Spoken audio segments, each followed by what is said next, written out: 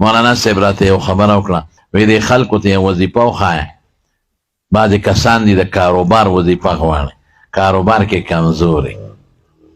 ټولو ته دا یو دوه وظیفې ښیم، یو درې دا وایه، دې کې به ستاسو خیر وي. یو لا حول ولا قوة الا بالله وایه. شواروس کې 500 پیرې وایه، 11 پیرې مخکې 11 پیرې وروستو درود شریف. 500 کرته شواروس کې یاد به مې لا حول ولا قوة الا بالله دا وایه.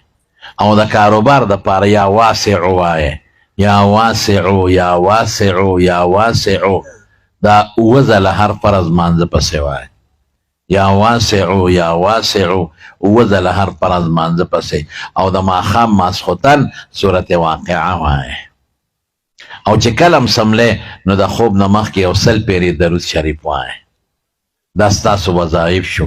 الله به دله خیر و برکت درکړي. الله م روزګار کې برکت واچوه.